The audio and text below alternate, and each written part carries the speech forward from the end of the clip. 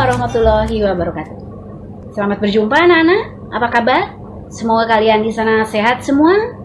Walaupun kita melalui media video untuk pembelajaran, tapi semoga tetap semangat. Ibu juga bahagia bisa jumpa walaupun lewat video ini untuk menyampaikan bidang studi ibu, seni budaya ya. Kamu sudah tahu kan nama ibu Rina Susanti, panggilan Ibu Rina juga tidak masalah. Nah, untuk seni budaya ini cabangnya ada 4, diantaranya seni rupa. Dan yang akan kita bahas untuk kelas 9 semester ganjil adalah seni lukis ya. Kita langsung saja pada materinya. Untuk pertama seni lukis. Seni lukis ini artinya karya cipta atau imajinasi atau ungkapan perasaan dari seorang seniman ya, melalui media garis, gelap terang, tekstur, bidang, dan sebagainya ya. Dan seni lukis ini disajikannya pada bidang 2 dimensi. Kenapa disebut 2 dimensi? Karena hanya ukuran panjang dan lebar, dan hanya dapat dilihat dari satu arah. Dan bidangnya itu diantaranya yang tadi, bisa di kertas gambar, kain kanvas, bisa juga di papan atau tembok ya. Nah, dalam berkarya seni lukis ternyata ada beberapa tujuan ya, kurang lebih ada 6 tujuan. Kenapa seorang pelukis itu mencipta? Karena ada beberapa tujuan, di antaranya tujuan religius, religi, keagamaan. Biasanya ini berhubungan dengan agama-agama. Selain Islam juga ada contoh-contoh seperti lukisan-lukisan yang nanti di akhir pembelajaran kita akan Ibu berikan beberapa contoh. Dan mungkin kalau kamu kurang puas bisa cari lagi contoh yang lain. Jadi Ibu hanya memberikan beberapa contoh lah untuk penjelasannya saja. Religius tadi apa? Tentang keagamaan. Yang kedua magis atau magic. Nah, ini hubungannya dengan magic begitulah ya. Biasanya lukisan-lukisan itu yang berhubungan dengan hal-hal yang aneh. Seperti misalnya nanti ada contoh lukisan Roro Kidul, contoh lukisannya Dayang Sumbi atau Tangkuban Perahu tuh. Nah, nanti ada contohnya Ibu kasih, itu termasuk ke magic. Kalau tadi yang religius biasanya kaligrafi. Nah, itu banyaknya. Kemudian contoh yang berikutnya simbolis. Tujuan simbolis ini lambang. Jadi para pelukis ini membuat lukisan dengan mengambil lambang ya, simbol. Misalnya seperti presiden pertama kita, ada juga Raden Ajeng Kartini, ada misalnya lukisan Pangeran Diponegoro, ada lagi Monas. Nah, itu melukiskan lambang ya. Kemudian selain dari tujuan, aliran. Sekarang beda dengan aliran. Kalau aliran itu sama dengan gaya lah gitu ya, genre. Diantaranya yaitu lukisan yang beraliran realisme. Realisme itu kenyataan. Jadi tidak dibuat-buat atau tidak dibikin-bikin. Realisme sesuai dengan kenyataan. Hampir sama dengan naturalis. Ya, ini tidak jauh perbedaannya. Hanya kalau naturalis dilebihkan. Kemudian yang berikutnya aliran surrealisme. Ini imajinasi, khayalan. Ada nanti contoh-contohnya juga Ibu sudah siapkan. Kemudian tokoh juga sudah ada. Nanti kamu bisa lihat di web kamu dibuka. Jadi ada ringkasan materi nanti di web kalian bisa buka ya. Kemudian romantisme. Aliran romantisme ini melebih-lebihkan segala-galanya. Biasanya ini emosi pelukis. Apa gembira, apa susah, apa sedih, termasuknya ke romantisme. Dan yang terakhir sebetulnya masih banyak, cuman Ibu hanya memberikan 5 contoh yang kalian kuasai saja. Dan yang biasa dikenal juga banyak ini, ekspresionisme, ungkapan perasaan ya. Nah, ini biasanya lebih dahsyat lagi dengan warnanya ya. Itu tadi aliran ya. Bisa kamu nanti dilihat lagi di web kamu, dibaca. Kemudian Selain itu ada tema. Tema ini gagasan atau ide atau pokok pikiran yang ada di dalam sebuah lukisan. Apakah tentang diri dia, ya, atau dengan hubungannya dengan orang lain, tuh temanya tuh itu. Temanya tentang diri sendiri atau tentang seseorang atau boleh juga benda gitu. Nah, itu tema ya, termasuk pada tema. Nanti di akhir juga ada contoh. Kemudian alat dan bahan. Mungkin kalian paham semua. Kalau bahan ya sudah jelas, kalau lukis pakai kain kanvas. Kain kanvas itu adalah kain biasa sebetulnya, tapi diberi cat dasar, campuran antara cat putih dengan lem. Nah, itulah jadi kain kanvas. Kalau tidak pakai cat dasar, catnya tidak menempel dengan baik.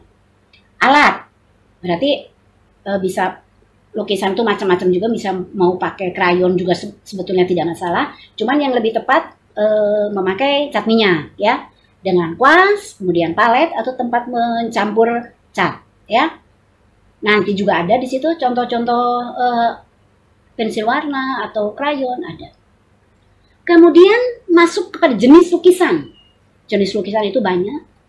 Ada, nanti juga Ibu beri contoh di akhir ini.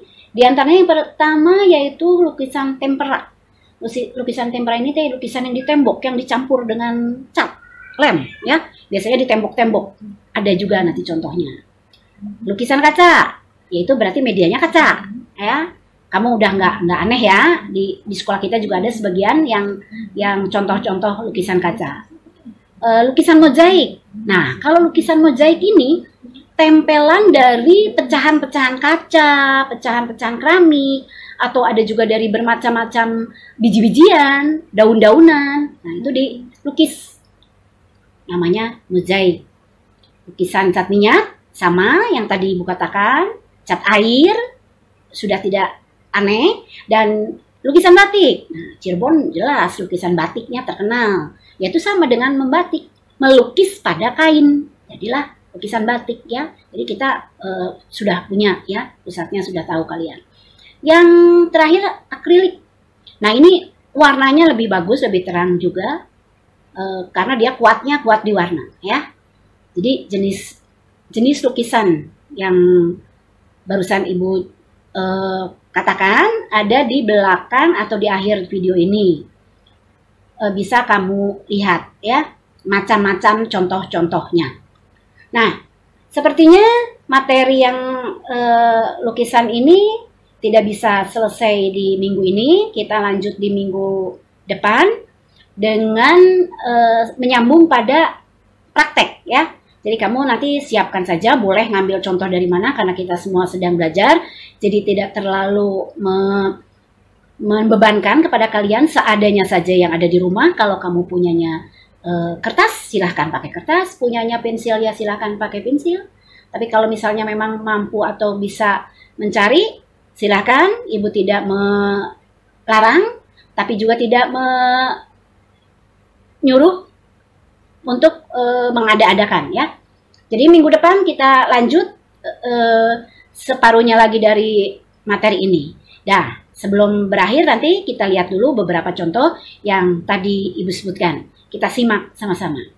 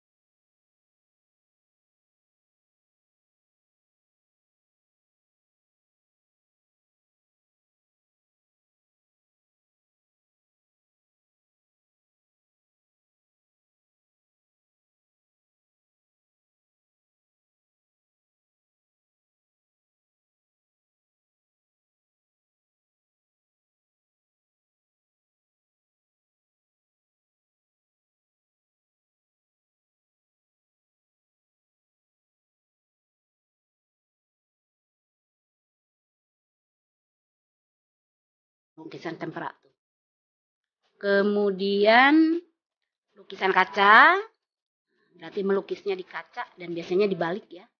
Jadi hasilnya akan terlihat begini. Ini contoh-contoh dari lukisan kaca ya.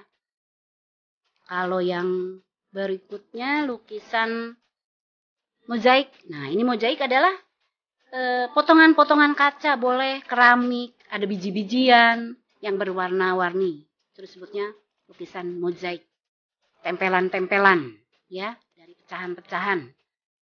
Kemudian ini cat minyak yang biasa kita temui. Banyak di sekolah kita juga contoh-contohnya. Seperti tadi juga lukisan kaca ada contohnya ya.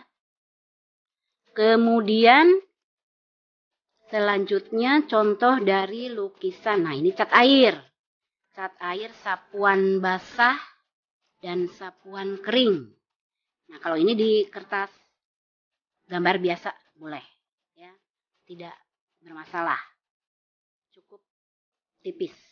Nah, lukisan batik seperti yang tadi Ibu bilang, bahwa Cirebon tempatnya nih lukisan batik. Dan biasanya disebut lukisan batik karena di bahan ya, langsung di bahan. Banyak sekali contohnya, bisa kamu cari lagi, ini hanya sebagian kecil aja. Nah, kalau akrilik, ini lukisan yang penuh warna cerah, terang. Ya, disebutnya akrilik. Hampir sama dengan cat minyak. Ya, selesai sudah tadi, sudah Ibu beri contohnya sudah ada. Kalian bisa buka web dan di situ ada tugas dari Ibu, hanya 2 kalau tidak salah.